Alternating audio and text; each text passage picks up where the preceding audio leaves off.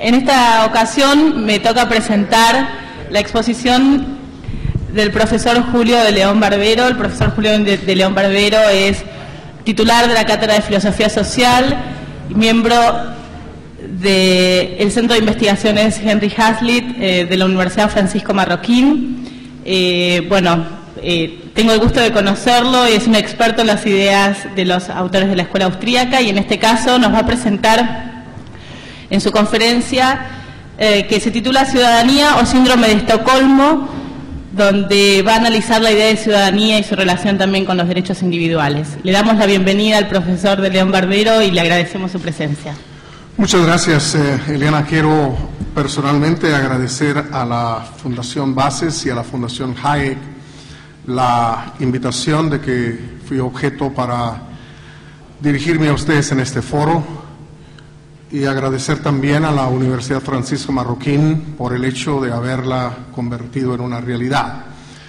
Me siento feliz de encontrarme aquí entre amigos, tanto argentinos como de otros países, y sumamente complacido por el gran número de caras jóvenes que veo acá. Los jóvenes son muy dados a la acción, no tanto a la reflexión, y el hecho de que estén aquí de veras abre una esperanza muy particular para nuestro subcontinente. Debemos a la genialidad de Friedrich Hayek el señalamiento de que existe una enorme confusión en el pensamiento político contemporáneo.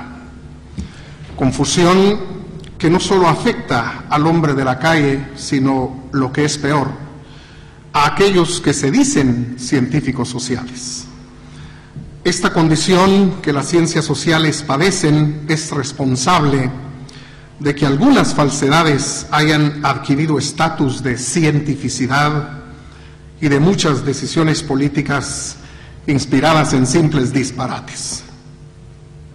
Se nos impone con vehemencia el ideal con el que dio inicio la filosofía en Occidente: la búsqueda de nociones universales que reflejen la realidad en su esplendor. Es decir, efectuar una tarea lógica y semántica que conduzca a que los conceptos que utilizamos contribuyan a describir y a comprender la realidad. Porque abrigo justificadamente el temor de que la confusión en el lenguaje de las ciencias sociales obedece a razones ideológicas. Por supuesto, utilizo el término ideología no en el sentido marxiano, sino en el sentido que le confirió Pareto en su Tratado de Sociología General: discurso caracterizado por su fuerza de persuasión. De ahí que sea tan diferente la tarea que efectúa el propagandista o el apóstol de la tarea propia del científico. Entre los conceptos cuyo sentido es necesario rescatar está uno muy preciado, no solo por su antigüedad, sino por el lugar que ha ocupado en el elenco de valores propios de la civilización occidental. Me refiero al concepto de ciudadanía. Hoy el concepto de ciudadanía constituye una especie de piedra angular para el derecho, la ética, la economía, la política y la filosofía social. Entre las circunstancias que han contribuido a despertar el interés por la ciudadanía, señalo la publicación en el último cuarto del siglo XX de una trilogía de obras publicadas en el contexto norteamericano. La primera de ellas, titulada Las contradicciones culturales del capitalismo, de Daniel Bell. En dicha obra, Bell denuncia que el sistema económico capitalista experimenta una crisis interna que debe resolverse. Según Bell, el capitalismo, a fuerza de insistir en la búsqueda de la felicidad y del placer a nivel personal, ha cavado su propia tumba, pues ha eliminado los nexos que cohesionan la vida en sociedad. asegura el autor que la insistencia capitalista en el hombre, en el individuo, ha promovido intereses egocéntricos. Esto ha implantado un proceso de atomización en el corazón mismo de la vida en sociedad, poniéndola al borde de la destrucción, promoviendo a la vez el surgimiento de condiciones lamentables de vida para muchos. Nora Rabotnikov llama a Daniel Bell un liberal desencantado. Esta es una media verdad. Bell es un desencantado, pero no un liberal.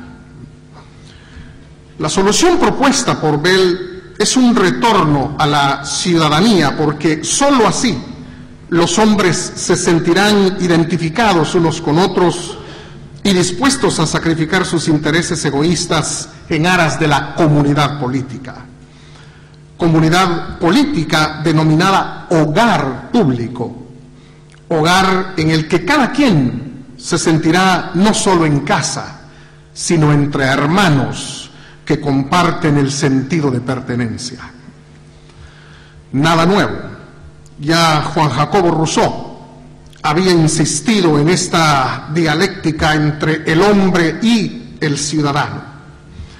Pero de acuerdo a Bell, no hay forma de asegurar la pervivencia misma del capitalismo y de la democracia que no sea cultivando el interés en lo común, sacrificando el egoísmo, valor individual, en aras del bien de todos, valor ciudadano.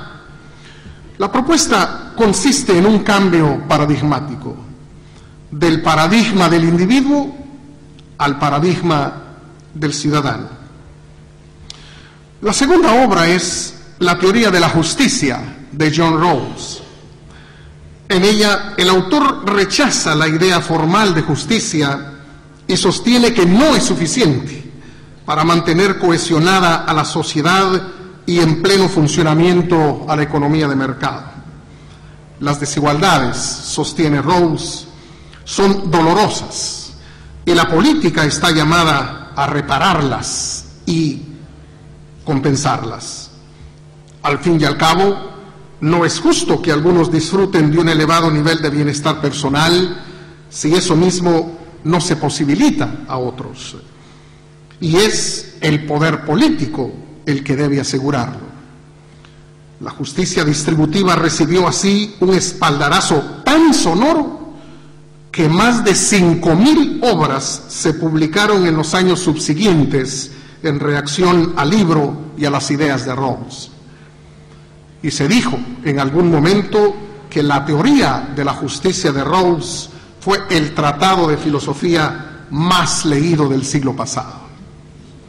Según Rawls, solo un contrato social que permita a los ciudadanos sentirse parte de una comunidad cuyo gobierno promueve el bienestar de cada uno puede fomentar el carácter civilizado, carácter consistente en un compromiso personal con el conglomerado que resulta de un sentimiento profundo de pertenencia.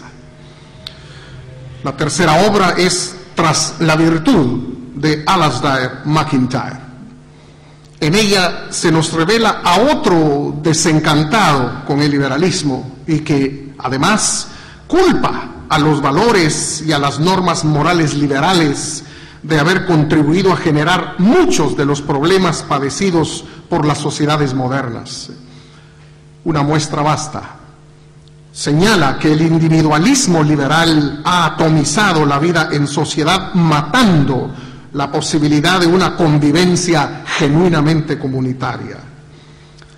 Como buen comunitarista, aunque en algunas entrevistas ha negado enfáticamente serlo, MacIntyre sostiene que el sistema de normas morales heredadas por Occidente y aquellas particularmente enfatizadas por el liberalismo han hecho que los hombres en sociedad padezcan serias deficiencias en su actuar.